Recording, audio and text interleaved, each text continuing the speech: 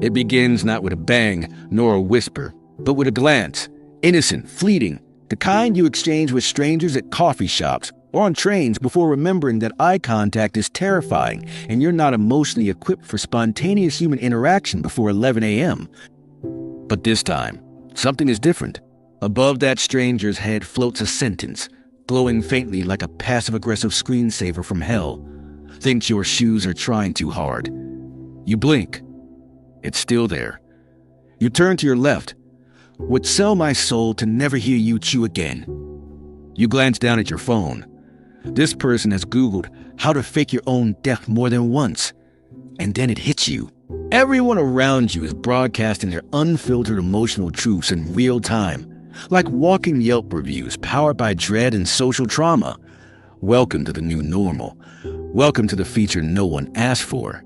Welcome, dear listener, to What If Horizons, the podcast where we take hypotheticals, strip them of all dignity, and interrogate them like reality TV villains with too much wine and not enough self-awareness. I'm your host, the voice in your head that screams, "What did that mean?" 3 days after every conversation. And today's question is emotionally radioactive. What if you could see how people really felt about you? Imagine a world where you no longer had to guess whether your barista hates your morning vibe or if your dentist is secretly repulsed by your molars. Instead, they just beam their honest thoughts directly into your eyeballs via some sort of floating emotion bubble system sponsored by Universal Cruelty. You're at a party, you approach an acquaintance. They smile and say, "So good to see you." But their bubble screams, "This guy again. Why is he always slightly damp?" You laugh nervously, pretending not to notice, but then you glance over at your best friend whose bubble reads, "I'd fake my own death to get out of this group chat." You choke on a cracker. And here's the kicker, you have a bubble too. Yours is currently projecting, regretting this conversation. Also, "I hate goat cheese." You try to stop it. You try to suppress the thought, but no, your brain is now a leaky faucet of emotional oversharing and the world is your sink. There's no mute button, no privacy settings, no incognito mode. You are now both the performer and the betrayed diary page, flapping wildly in the breeze of social collapse. At first, the chaos is overwhelming. Friendships crumble like dry pita chips under the weight of accumulated micro-disappointments. Your coworker, who always brings lukewarm soup in the meetings, turns out to have harbored deep resentment towards your keyboard clacking for 3 years. Your yoga instructor's bubble reads, "Spiritual parasite. Warren tripped him during downward dog." Even your dog joins the onslaught. You scratch his ears lovingly and see, you're merely the bringer of kibble. Affection is a transactional lie. Of course, it gets worse. Dating becomes an emotional minefield. You're on a promising first date. She's cute, she's laughing at your jokes, and then bam! Her floating text reads, "Cute, but seems like the type to explain cryptocurrency during intimacy." You recover. Try to change the subject, but yours lights up with mentally ranking the nachos over this human connection. She notices. You both pretend not to. But the damage is done. By dessert, the bubbles are shrieking full confessions, already planning the ghosting strategy. Practice my smile in the mirror, still not over my ex from 2015. Relationships become impossible. Weddings are brutal. Said yes out of fear of dying alone. In love with maid of honor. Thinks in-laws are sentient beige wallpaper. Divorce rates spike. Therapists quit. Hallmark closes. Even work isn't safe. Your boss says, "We value your input," while the glow above his head declares, "If I hear one more suggestion about synergy, I will walk into the sea."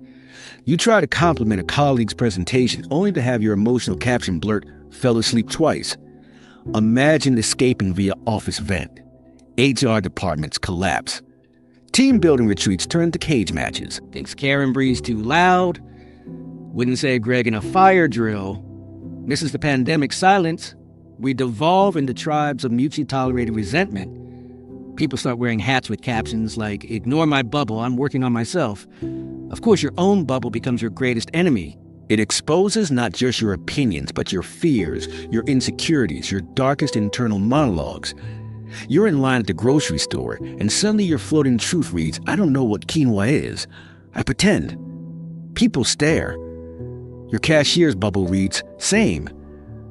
For a brief moment, there is solidarity. But then someone else walks by, judges everyone by their socks. You're wearing novelty ones. Panic. You retreat into isolation, but even your mirror betrays you.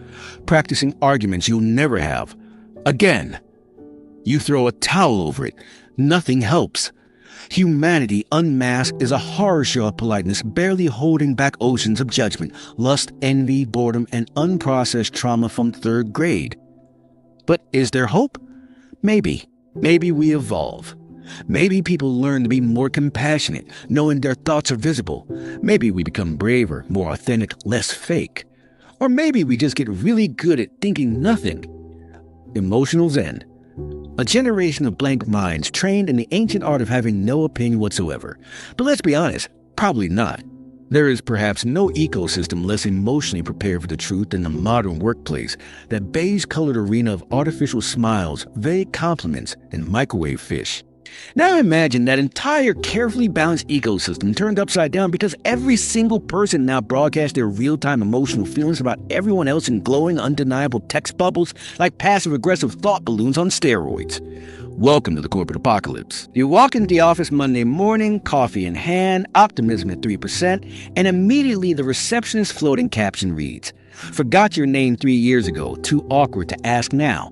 You nod, pretend not to notice, but then Gary from sales strolls by, still chewing loudly on a protein bar, and his bubble shouts, "If this guy makes another spreadsheet pun, I'm reporting him to IT as malware." You barely reached your desk, which now glows faintly with your own caption. "Cried into keyboard last Thursday. Key still damp." Weekly team meetings, already a minefield of fake nodding and performative synergy, have now become blood sport.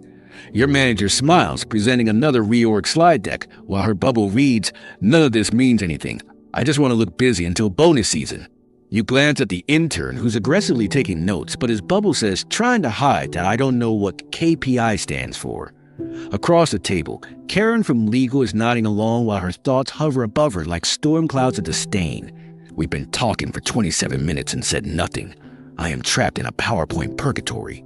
You look down at your own bubble, and to your horror, it says, "Imagining how everyone here would die in a zombie apocalypse." Gary goes first. Obviously. Suddenly, eye contact becomes weaponized. Small talk collapses. "How was your weekend?" Is now met with a frozen smile and a caption that reads, "Lied about hiking. Watched 6 hours of crime documentaries and ate cheese with no pants on." You nod in understanding because your own caption reads same. Water cooler gossip is instantly obsolete. You don't need to speculate who hates who because the walls themselves now echo with floating rage. Would unplug Mike's life support to charge my vape? Still bitter Tina One Secret Santa thinks everyone in marketing is just vibes and fonts. The IT guy walks in and suddenly the air is filled with desperate confessions. Have never once updated my password, pretending I don't know how printers work to avoid extra tasks. Still use Internet Explorer and feel no shame. Emotional honesty turns a break room into a psychological cage match. Susan microwaves fish again. Her bubble reads, "Assertive queen." Everyone else's bubbles scream, "We suffer in silence because HR won't." But HR sees everything now. And their collective caption just says, "We were not trained for this. Please send help." And muffins. Office politics implode. Promotions become less about performance and more about whose caption reads "burns with ambition" instead of counting ceiling tiles and questioning life. Secret rivalries surface like sharks at a blood buffet. You pass by Bob from finance and his bubble reads, "Thinks you're overpaid and underintelligent. Also hates your laugh."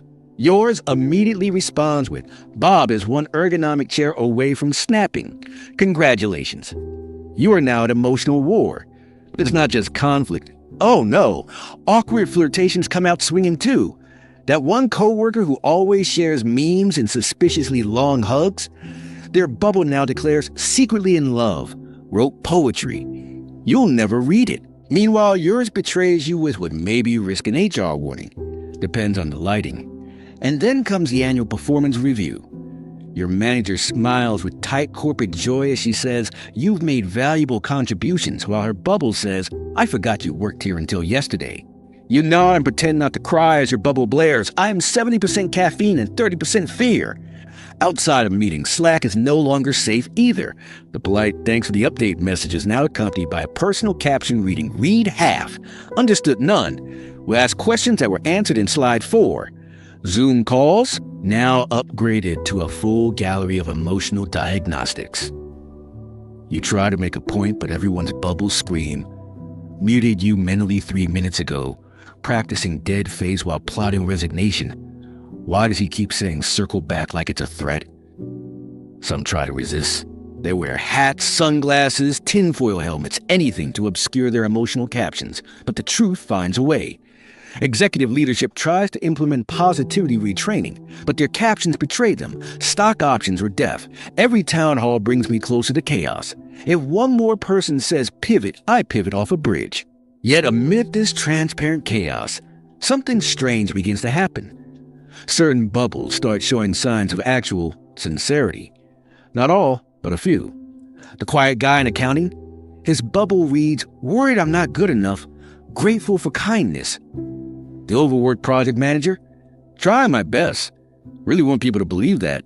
Even the CEO, the ice queen herself, starts glowing with, "I have no idea what I'm doing, but I want us to succeed." People pause. They soften. For a moment, vulnerability becomes contagious. Not just a snark, not just a judgment, but the quiet, honest ache of being human in a system not designed for feelings. But just as quickly, it's gone. Steve from facilities walks by, bubble shouting, "If I had a sword, I'd solve half this company's problems," and the spell is broken. Back to chaos. If you thought the workplace was emotionally volatile with everyone's true feelings floating above their heads like passive-aggressive halo accessories, just wait until you get home, because nothing, and I mean nothing, can prepare you for the sheer psychological carnage of seeing exactly how your family feels about you during dinner, on holidays, and especially while arguing about which way the toilet paper roll should hang. Picture this. You walk through the front door, exhausted from a full day of being judged by strangers and co-workers alike, and immediately you're greeted not just by your partner's voice saying, "Hey, welcome home," but by a glowing message hovering above them that reads, "Mentally prepare for your dramatic sighing and snack hoarding. Bring it on." You drop your bag, unsure whether to laugh or leave and join a monastery. Before you can process it, your kids rush up to hug you, adorable, sweet, the joy of your existence, and their bubbles scream, "Please say yes to ice cream," only pretending to care how your day was, and you smell like work and desperation. You try to smile, but your own bubble betrays you with wants to crawl into a blanket cave and disassociate. Welcome to the Truth Zone, where every lie you've ever told to preserve the fragile ecosystem of domestic peace now collapses like a flimsy IKEA bookshelf, assembled without instructions or emotional maturity. Dinner becomes a gladiator match of silent subtext, turned violently visible. You pass the mashed potatoes to your sister. She says, "Thanks," but her bubble screams, judging your portion size and life choices simultaneously. Your mom smiles warmly across the table, while her bubble declares still hasn't forgiven you for that tattoo and thinks your job is made up. Your dad tries to make a joke, and when no one laughs, his floating text reads, "I peaked in 1987, and no one respects my grilling skills anymore." And then there's Grandma. Sweet, wrinkled 89-year-old Grandma. She hands you a cookie and smiles like she invented affection, but her caption casually says, "Still think you should have married that dentist." This one's got podcast energy. Meanwhile, your own head bubble is lighting up like a rave in therapy. "Can't believe I drove 2 hours for passive aggression and lukewarm lasagna." Things escalate quickly. Your cousin makes a smug comment about your career. The bubble above him reads, "Thinks podcasting is a cry for help disguised as content." Yours retaliates with, "At least I didn't fake a startup to impress a Tinder match." And Cheryl starts talking politics. Her bubble lights up with, "Here we go again. Prepare to monologue until someone fakes a stroke." Uncle Ron, sipping his 3rd beer, smirks while his truth hovers boldly, has been pretending to laugh at your jokes for 27 years and has no plans to stop now. You thought your family dynamics were complex before, but now they've been upgraded to full psychological warfare with subtitles. Even the dog isn't safe. He walks into the room, wags his tail, and his caption says, "I love you, but I saw what you did to the sandwich and we're not cool yet." But the real danger isn't even in the insults. It's in the emotional landmines you didn't know existed. Like when your teenage nephew hugs you and his bubble quietly says, "Wish I could talk to you about stuff, but I don't think you'd get it." Or your sibling sits in silence while their bubble reads, "Wish we were closer but don't know how to start." Suddenly it's not just awkward anymore, it's heartbreaking. The bubbles don't lie, and they don't hold back, and they most certainly don't spare your feelings. You go to your childhood bedroom, hoping for a moment of peace, but even your posters betray you with floating memories. Still bitter you gave up guitar, used to dream bigger. Why didn't you try for the school play, coward? The emotional ghosts of adolescence now have high-definition captions. You try to sleep, but the house glows with neon emotional signage. Your partner, lying next to you, reads their phone as their bubble gently pulses. Love them deeply, but wish they'd stop eating chips that loudly. You turn to the ceiling, which now feels judgmental, even though its bubble just says just the ceiling. No thoughts. Finally, some peace. In this new reality, no tradition survives unscathed. Birthdays are now layered cakes of disappointment. Pretending I liked the gift, only here for the free food. Used this party to avoid my own feelings. Christmas morning is less about joy and more like an accidental family-wide intervention where every compliment comes with a side of "still upset you stole my Legos in 1998. Even funerals become weird. You give a eulogy, heartfelt, moving, and look out to see your cousin's bubble saying "should have been shorter," your aunt saying "didn't even mention my casserole," and your dad saying "proud of you, wish I said that more." Wait. What? There it is, the unexpected gut punch. Because it's not all sarcasm and pettiness. Sometimes, amidst the noise, the truth reveals the things people never said but always meant. I miss talking to you. You were always my favorite cousin. I don't know how to show love, but I do. And suddenly the bubbles aren't just a curse. They're a brutal, glitchy, raw gift. Still terrible, still a privacy nightmare, still the emotional equivalent of walking through life naked in a hurricane, but also a rare chance to connect if you survive the first emotional ambush. But let's not get sentimental. You still have to go back downstairs and finish dessert while your aunt's caption reads, "That's your third slice," and your cousin says we'll trade this family for functioning Wi-Fi. Good luck explaining that without another bubble saying, "I told you so." So you've barely survived a workplace emotional minefield. You've limped through family dinner where lasagna was served with a side of psychological trauma. And now you think to yourself, surely my friends will be the safe space, the emotional support humans I carefully curated from years of shared memes, bad decisions, and mutual hatred of the same people. But oh no, dear listener, welcome to the next stage of your breakdown, the friend group. Because now every brunch, every group hang, every "I love you, bro" is accompanied by a glowing caption over someone's head that reads, "Would push you off a cliff with the last slice of pizza and feel bad about it. Eventually." You roll up to brunch feeling cautiously optimistic and instantly betrayal. Emily, your best friend since high school, waves excitedly, but her bubble says, "Still mad they didn't come to my birthday in 2019. You sit down next to Jake, your ride or die, your emergency contact, and his caption casually floats above his mimosa. Secretly thinks you peaked during the Tumblr era. You turn to Maya, the voice of reason, the one who always tells it like it is, and her floating emotional dagger simply says, thinks your hot takes are lukewarm and rooted in trauma. The server asks for your order and your bubble betrays you, doesn't know what half the menu means, and will panic choose waffles again. Welcome to friendship in the age of brutal transparency.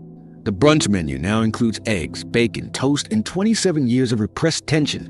Everyone smiles politely while their captions scream things like, "Can't believe they brought up astrology again. Please stop pretending to like jazz, and is this our friend now? When did that happen?" Game night is no better. The moment someone wins Uno, their bubble lights up. Needed this because life is spiraling, and everyone else's reads, "Would sabotage you if I could do it legally." You play Monopoly and suddenly it's not about fake money anymore. It's about decades of unresolved bitterness. Still salty you dated my ex in 2014? You always cheat and deny it, buying Boardwalk as a cry for help? Even charades turns into emotional Russian roulette when your clue is trust issues and your partner's bubble says that's literally you. Group chats explode. You type, "Hey guys, want to hang out this weekend?" and immediately get 7 scene receipts while their floating thoughts read, "Not if you're picking the place again. Don't have the energy to pretend I like that new ramen spot. And God, no, I need at least 2 business days of introvert recovery." Suddenly, the social glue that held your friendships together, mutual pretending, has dissolved, and now you're all just emotionally naked weirdos trying to have lunch. But it gets worse, because now you know who actually likes who. You see that Janice only laughs at Tom's jokes when Greg is watching. That Ravi has been mentally ranking everyone in the group based on who would survive an apocalypse, and you are not in the top 5. That Clara, who always says love you so much, actually feels 50% fondness, 40% obligation, and 10% envy. Every spontaneous hug, every "you're my person" now comes with a footnote that reads, "unless I'm tired, annoyed, or watching Netflix." Vacations become war zones. You rent an Airbnb and immediately everyone's bubbles light up. I knew they'd take the biggest room. Who let them plan the itinerary again? If I hear one more ukulele at midnight, I will call the cops. You go hiking and every encouraging "you got this" is accompanied by "I swear if they complain one more time, I'm pushing them down this hill."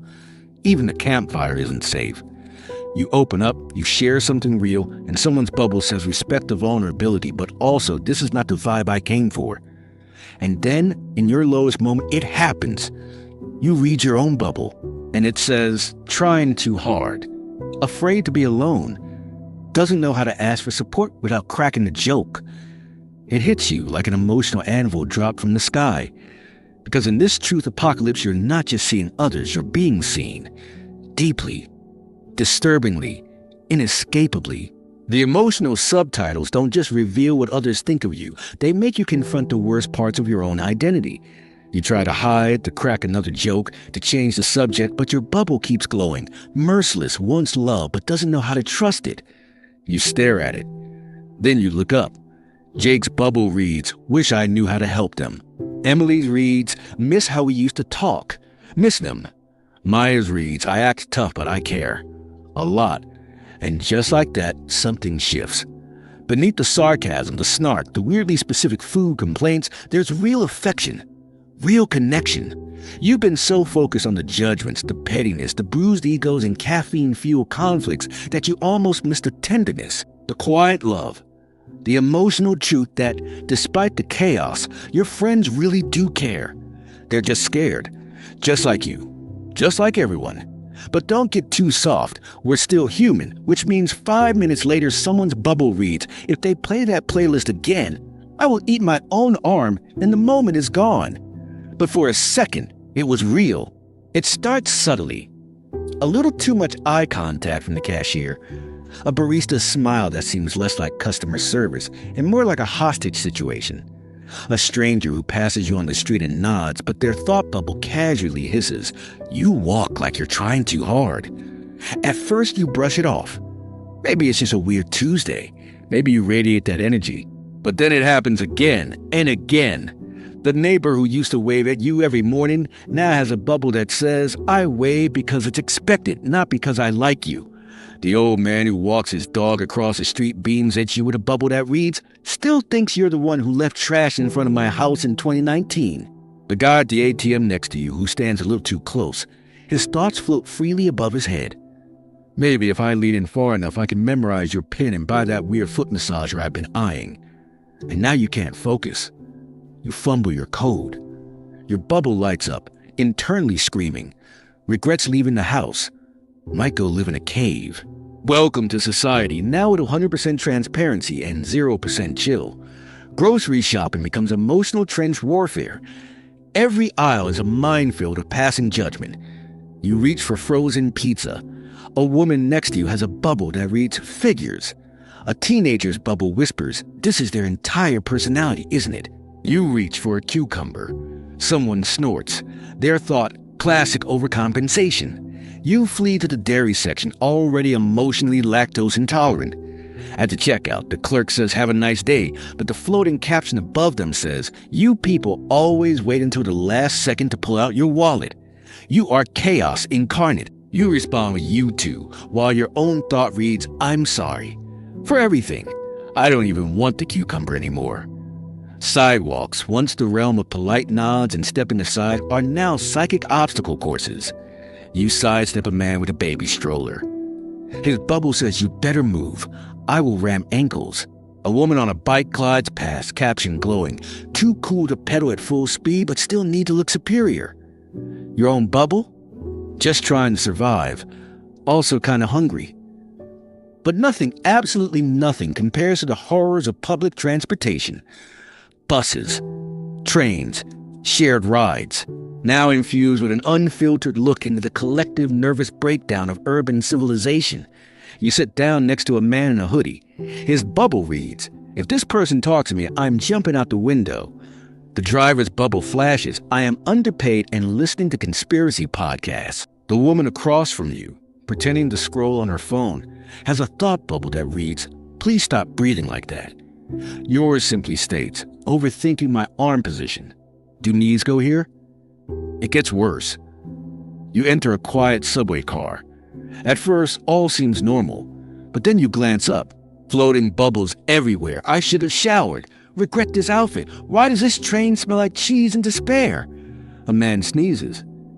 Everyone's thought bubbles light up with variations of, "He's patient zero," "Oh no," and "Time to hold breath for 3 stops." You reach your destination feeling like you've aged 6 emotional years. Even once neutral institutions are no longer safe. Libraries? Ruined. Browsing peacefully until you see a librarian whose bubble says, "This one's going to bend the spine and return it late. I can feel it." You open a book. The previous borrower's emotional residue still lingers faintly, only read the first chapter. Lied to book club. Pharmacies? Worse. You pick up your prescription. The pharmacist hands it over with a bubble that reads, "Ah, yes, the emotionally fragile one again." Yours replies, "Thanks, Deborah, I'm doing my best." At this point, the cracks in civilization are showing. People stop saying thank you. Not out of rudeness, but because the phrase has lost all meaning when it's followed by, "But I kind of hate you." Political debates become fistfights. Community meetings dissolve into yelling matches with floating thoughts like, "You only care because it affects your property value," and "I Googled something once. I'm basically an expert." Local governments are helpless. Etiquette teachers go extinct. Therapists charge double just to hear people scream, "Why did I have to know what he felt when I borrowed his pen?" So naturally, society tries to adapt. Some people begin wearing helmets wrapped in tinfoil. Others wear fake thought bubble projectors, blasting nonsense like "I love lamp" or "I miss dinosaurs" to confuse others. A black market for emotion blockers emerges, sunglasses that scramble your neural signals or headbands that beam fake serenity. Influencers begin selling aura cloaks and Zen bubble shields on TikTok with sponsored hashtags like #MindMute and #VibeJammer. Governments step in. There are regulations. Public emo zones are established, safe spaces where thought bubbles are legally suppressed. They're like smoke-free zones, but for feelings. People flock to them. Teenagers rebel by streaming their emotions on the sidewalk. Old folks complain. "Back in my day, we bottled everything up like emotionally constipated champions." Meanwhile, reality TV crashes and burns. No one wants to watch Love Mansion Island when every contestant's bubble reads, "Just here for the brand deal." The entire genre is replaced with documentaries about people trying to live normal lives while being psychically naked in the town square. Eventually, social contracts crumble. Everyone knows everything about everyone. The social lubricant of polite lies has evaporated. You try to wave at your neighbor. They wave back. You smile. Their bubble says, "Still mad about the recycling bin." Yours says, "Thought we were over that." And that's when you realize maybe civilization wasn't built on shared values or democracy or law. Maybe it was built on the mutual agreement to not say what we really think. And now, that agreement is shattered. Once upon a time, love was a carefully curated illusion. You showed your best side, hid your collection of toe socks, laughed at the other person's jokes like they were Dave Chappelle in disguise, and never, ever let them know that on the 3rd date you were already wondering how they look bald. But now you can't even fake liking their playlist without your brain immediately betraying you with a floating neon sign that says, "Every one of these songs sounds like a toothpaste commercial." Dating has become less about finding someone who completes you and more about finding someone whose inner monologue won't make you sprint into the ocean. First dates used to be about small talk, charm, and desperately pretending you don't have indigestion from the spicy ramen. Now it's a psychological obstacle course. You sit across from someone, and while they say it's great to meet you, their thought bubble says not as cute as profile pic, but let's see if they're funny. Yours flashes, overdress, already sweating. Do they like frogs? You try to focus on conversation, but above their head appears, "I hope they don't ask about books." Haven't read since 2011. Your own bubble responds in real time. Just nod. Say something about podcasts. By dessert, you're both smiling, sipping wine, and mentally screaming, "Do they like me? Should I fake laugh again? Am I chewing weird?" And the worst part? You can see each other's thought bubbles echoing these exact insecurities like dueling emotional karaoke machines. Romance, once a glorious dance of mystery and illusion, is now like trying to seduce someone while live streaming your therapy session. Flirting has become emotionally radioactive. You say, "I like your jacket," and your bubble adds, "Also, I like your face." Too soon? They reply, "Thanks," while their bubble offers they noticed. Panic. Physical chemistry, once driven by body language and subtle signals, is now a disaster movie with captions. You lean in slightly. Your thought reads, "Please kiss me now or I will implode." Theirs reads, "I knew it." They're a leaner. Abort. And if you actually do kiss, the bubbles explode into fireworks of confusion. Was that good? Did I tilt too far left? Should we talk about taxes now? Long-term relationships don't fare much better. You wake up next to your partner. They say good morning while their bubble floats. You snort again and it sounded like jazz. Yours fires back. "I loved them, but if they don't stop putting empty boxes back in the fridge, I will call the UN." Over time, couples begin to struggle, not because they stop loving each other, but because they can never again pretend they aren't annoyed 30% of the time. Breakfast is no longer a peaceful routine. It's a full-contact sport of micro-resentments. Used the last of the milk and didn't tell me? Still mad about the Netflix cheating in 2022? Why are they breathing like that again? Even pet names become tainted. You say "Good night, Muffin," but the caption reads, "Don't fart under the blanket again." The illusion of romance requires a bit of mystery. Now that mystery is dead, buried, and live streamed with commentary. Of course, some people try to adapt. Polyamorous clusters form based on compatible thought bubbles. "At least we're honest," they say, while everyone else replies, "We're just tired." New dating apps emerge. One is called Filter, which matches people based on the average toxicity of their inner thoughts. Another, Bubble Blind, tries to restore the magic by hiding emotional captions for the first 3 dates, but it's quickly banned when a guy's bubble on date 4 reads, "Finally, I can stop pretending to care about your dog." Some go the retro route, choosing arranged marriages because, at least if I'm miserable, it will be scheduled. Wedding vows are rewritten entirely to have and to hold, even when your internal monologue says, "Not this show again."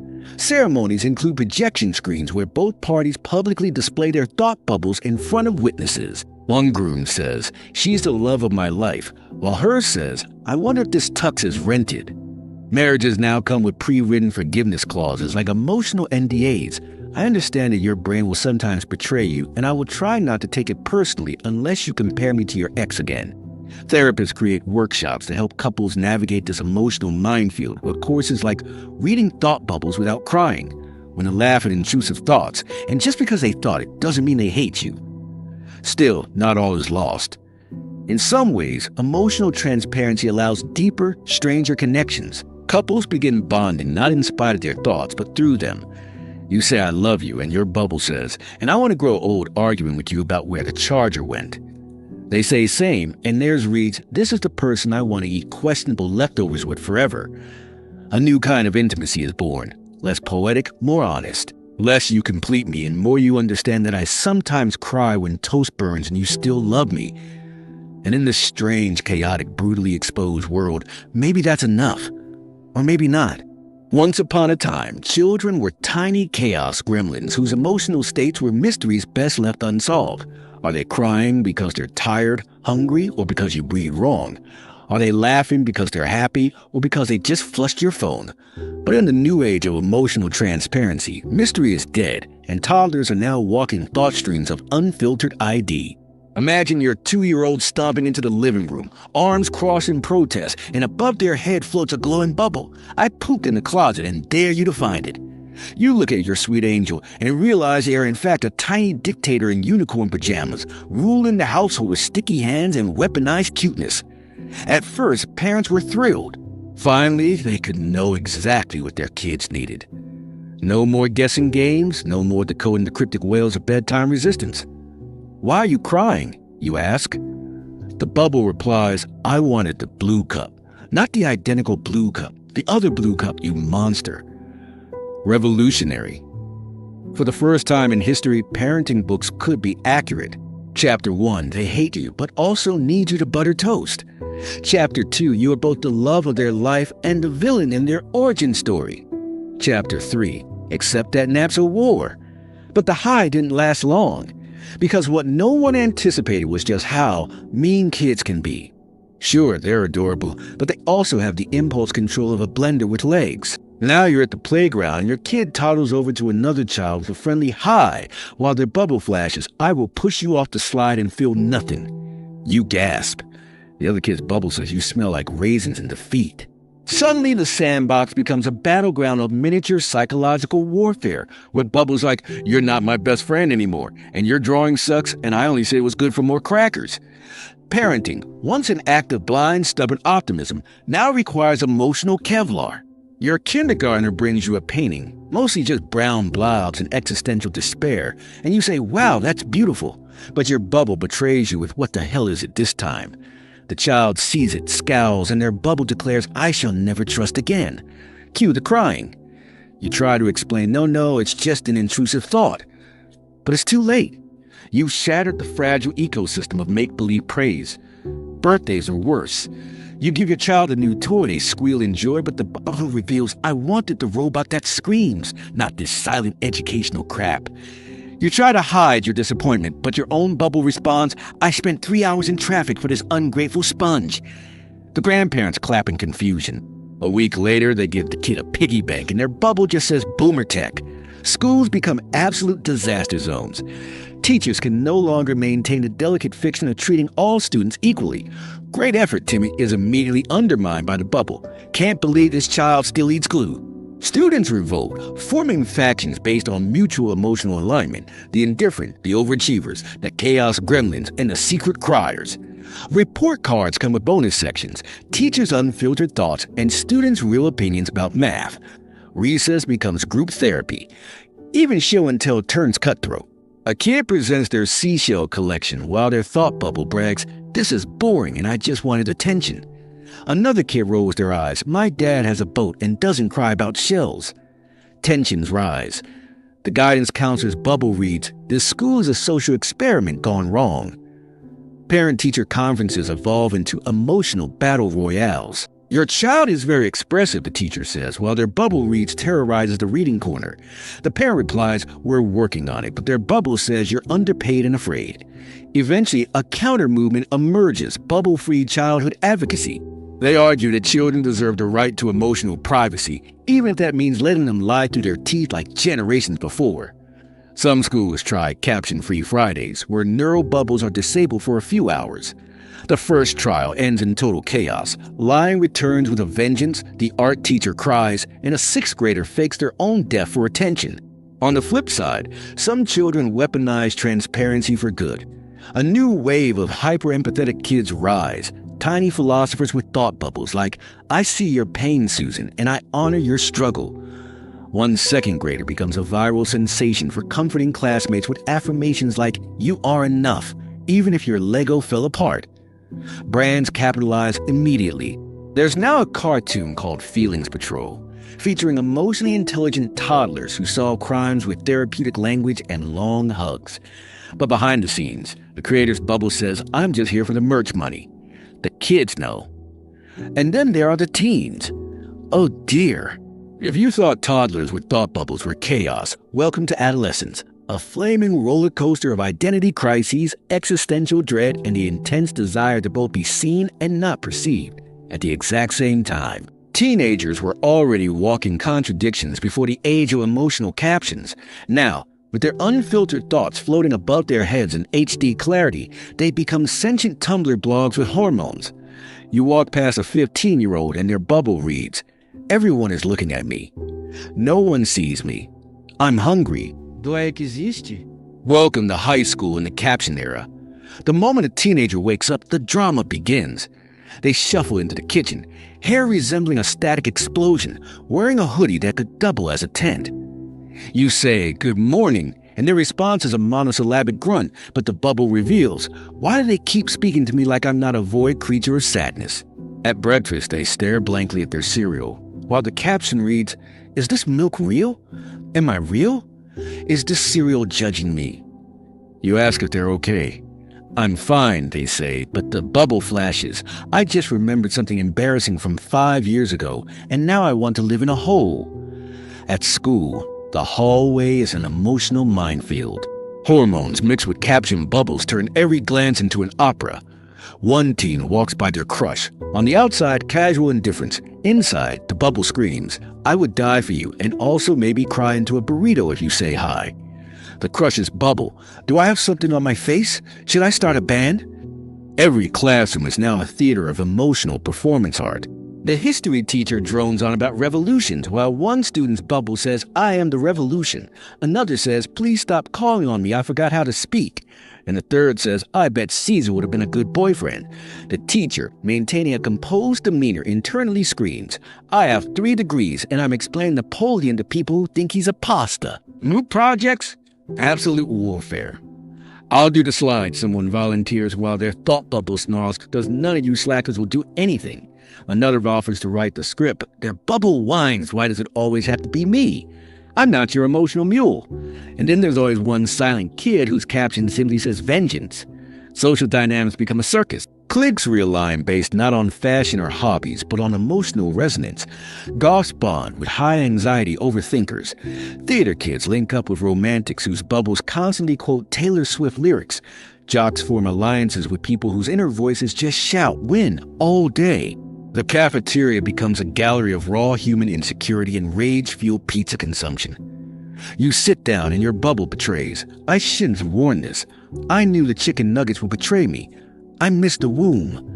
Meanwhile, your friend across the table reads your bubble, nods solemnly, and theirs replies, "Same." Romantic relationships between teens were already unstable. Now they're emotional landmines with laser tripwires. A simple hey in the hallway becomes an entire novella when the bubbles join in. "They're talking to me." "Stay cool." "Be chill." "No, don't wave." "Why did you wave?" "That was weird." "Abort." "Say something. Anything." "No, not that." And then the other person's bubble cuts in with, "They said hey." Why? What does hey mean? Is it love? Is it death? This continues for 3 months before either party speaks again. Texting is even worse. Every message is accompanied by a preview of the sender's emotional caption. WYD is followed by "I've been thinking about you all day but don't want to seem desperate." NMU replies with "Please validate me. I'm dissolving into angst." No one ever makes plans. They just emotionally spiral in unison. Parents, bless them, try to help. They say things like, "It's just a phase, and I was a teenager once," but the teen bubble reads, "You were born in the Cretaceous period and know nothing." Parents' own thought bubbles whisper, "How is this my kid? I just want to talk about taxes in peace." It doesn't help that teens can now see how much their parents miss being young and cool, and that sometimes, just sometimes, those feelings go both ways. A dad saying, "You should go outside more," reveals his bubble, "I miss skateboarding. My knees miss being knees." Meanwhile, the teen says, "Whatever," and their bubble reads, "I'm scared of the world and don't know why." Still, there are surprising upsides. Because for the first time, teens can connect over how messed up they all are. Friendships deepen when one kid's bubble says, "I feel like a failure," and another replies, "Same, bro. Let's fail together."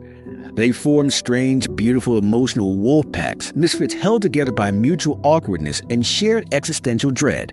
They hold bubble confession parties where everyone takes turns reading their darkest captions.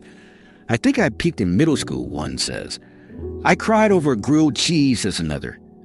They laugh. They cry. They eat fries. It's the most honest anyone has ever been. Even school counselors admit defeat.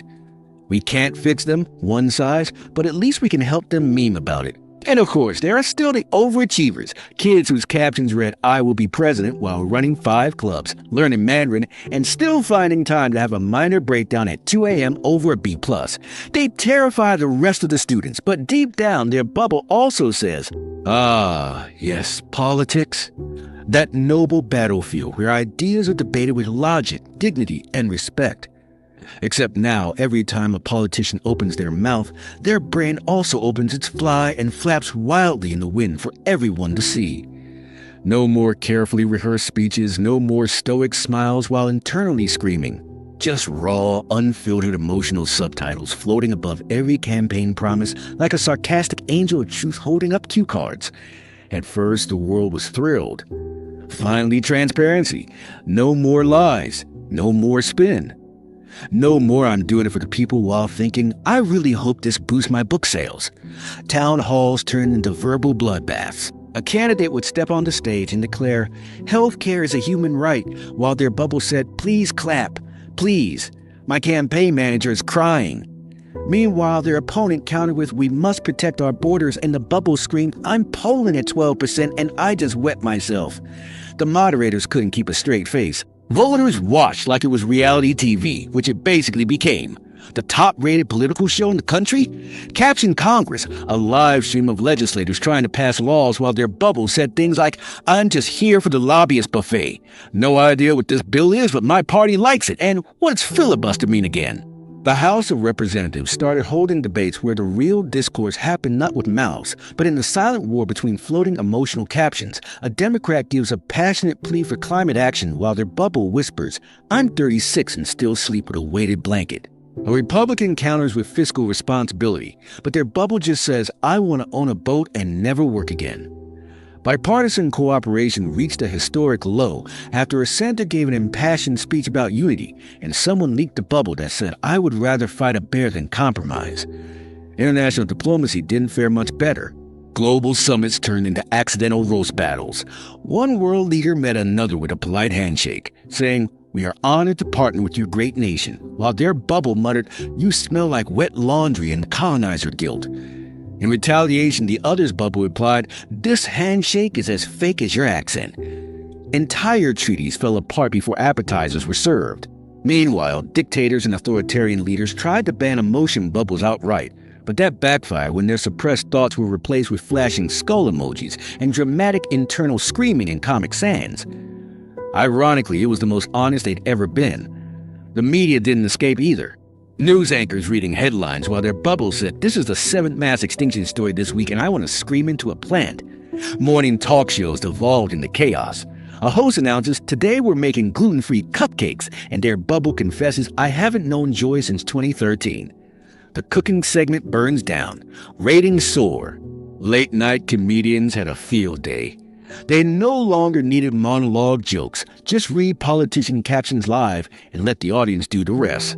A senator says taxes should be simple, and the bubble adds, I haven't filed mine since 2009. Crowd erupts. Emmy secured. Celebrities, of course, experienced the greatest fall from grace. That Oscar-winning actor posting on Instagram, I'm grateful for all my fans in the journey of this film, suddenly has a thought bubble that reads, I only did it for the money and also hate the director. The fan base implodes. Influencers go live on TikTok saying, hey guys, just checking in while their captions betray, my personality is 40% skincare and 60% imposter syndrome. One popular beauty guru's bubble reads, this mascara is good, I guess, but mostly I like hearing myself talk. The makeup industry collapses into glittery disillusionment. Reality TV shows had to add a second screen just for the emotional captions, because contestants kept smiling sweetly at each other while broadcasting things like, I would absolutely poison your cereal for $50,000, and I'm not here to make friends, I'm here to fill a void with temporary fame.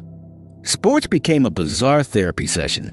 A quarterback throws a touchdown, yells, let's go, and his bubble says, I hope my dad is proud of me now. Meanwhile, a rival team's coach silently stares ahead while his bubble whispers, they've replaced me in fantasy football with a toaster. Even award shows were ruined. A pop star wins Album of the Year, walks up to the mic, says, thank you so much to the fans, and her bubble says, this album was ghostwritten by 3 interns and my dog. The Grammy statue begins to melt. Paparazzi started wearing bubble reading goggles to catch unspoken celebrity meltdowns in real time. Headlines read, actor's brain breaks after vegan brunch. Pop diva's bubble screams, where's my agent? While smiling on red carpet. And politician's bubble says, I don't even know where Ohio is. Public trust in everything cratered. Governments fell. Talk shows imploded. One particularly honest weatherman went viral for saying it's sunny today, while his bubble said, but I still feel cold inside. People resonated. Society clung to comedians, bartenders, and small dogs. Anyone who thought bubbles still said, "We're all just trying our best, man." Strangely, local librarians became national heroes. Their bubbles usually just said, "Please be quiet," and books are nice, and people found that comforting. In a world where the truth was unavoidable, society began to evolve. Slowly, painfully, people started electing leaders not for charisma or promises, but for self-awareness. "Yes, my bubble says I'm scared," one candidate announced, "but at least I'm not pretending I'm not." They won by a landslide. The first emotional honesty party was born. Their campaign slogan? "We're hot messes, but we'll be transparent about it." So here we are, the final part, our social fabric shredded like discount toilet paper, our deepest thoughts floating in neon speech bubbles above our heads like the world's most awkward karaoke machine. The age of performative civility is dead. The new gods are radical honesty and oversharing. But what does the future hold when every human being is now a walking, talking TED Talk with a built-in truth grenade? Welcome to the last honest generation, where birthday cards are finally accurate. "I love you, but you stress me out." Funerals come with bubbles that say he was great, but also kind of annoying. And weddings feature captions like "I do." Think this is a mistake, but we're doing it anyway, so yay. And yet, somehow, life didn't collapse. We adjusted. Slowly. Like people learning to eat soup with a fork. First came the laws, naturally. Emotional privacy acts were passed to protect against caption abuse, like screenshotting someone's bubble during a breakup and using it as a meme. Courts ruled that not all bubbles were admissible in court, because who among us hasn't thought, "I wish Karen would vanish into a puff of glitter," without any real intent to glitterify Karen. Therapists became national celebrities. No longer behind closed doors, their bubbles now floated above them in sessions. "I'm listening," followed by "Please stop dating that guy," or "That's very insightful," paired with "I can't believe you pay me for this." Group therapy became primetime TV. One show, The Bubble Bunch, featured 5 strangers in a house forced to say everything they were thinking. Chaos, love triangles, and unexpected friendships ensued. Critics called it a raw exploration of humanity. Reddit called it an emotional car crash, and I can't stop watching. Technology, of course, jumped on board. Neural bubbles went premium. You could now buy filters, some aesthetic, some strategic. Want to appear emotionally resilient? Buy the Stoic Pack. Want to hide your Sunday night existential dread? Download the Chill Vibes DLC. One controversial startup, Truth Cloud, launched a subscription that let users project edited thought bubbles, essentially lies with emojis. The app was immediately banned and then secretly downloaded by 3 billion people. Humanity was divided. Team Raw Bubbles versus Team Airbrush Brains. Gen Z invented bubble language, sarcasm so layered even the AI moderators couldn't decipher it. Their bubbles read things like, "This brunch is transcendent," when they clearly meant "I'm trapped in a capitalist hellscape and want a nap. Academics published papers titled "The Semiotics of Passive-Aggressive Bubble Syntax in the TikTok Era." It became a university major. Romance didn't die, it mutated. Dating apps integrated real-time caption previews. "Swipe right on Alex." His bubble says, "I'm emotionally available, but don't ask about my mom." Left. "Swipe right on Taylor." "I like dogs more than people, but I'll try." Match. First dates became mini existential interviews. "Tell me about your traumas" replaced "What's your sign?" And if you dared lie, your bubble would tattle, "He says he's chill, but just Googled how to seem chill." Marriage proposals went one of 2 ways: a poetic declaration of eternal love and vulnerability, or a split-second emotional implosion where the caption screamed, "Please say yes because my therapist said I need closure." Family dinners got better, weirdly. Because once everyone's truths were on display, "Yes, Grandma, we know you always liked the other sibling more," there was nothing left to hide. Passive aggression was replaced by full-blown cathartic arguments followed by actual hugs and maybe a group cry over mashed potatoes. Even religion adapted. Sermons were now accompanied by priestly bubbles, "God loves you," followed by "Also, I haven't done laundry in 2 weeks."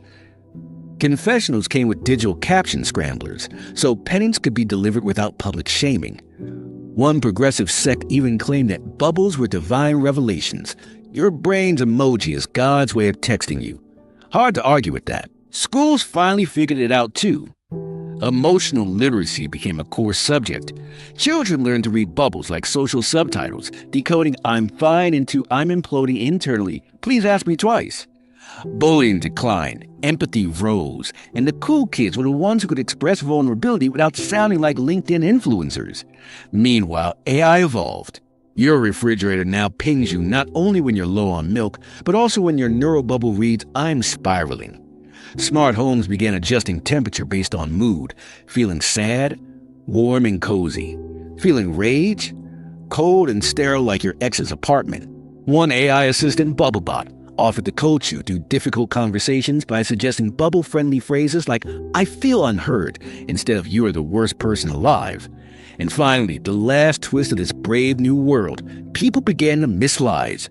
Not the malicious ones, the soft lies, the kind ones, the "your haircut looks great" lies. So a new practice emerged, the honesty delay. A 7-second buffer before your bubble appeared, just long enough to filter rage into reason, panic into perspective. It wasn't perfect, but it was humane.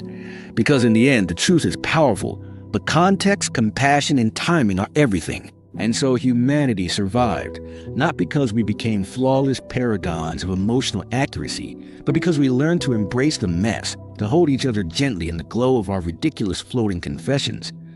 We discovered that yes, knowing how people really feel can be terrifying, but it can also be healing, hilarious, and deeply, painfully human. And that's something worth seeing. Even if your bubble right now says, "Okay, but where's the pizza?"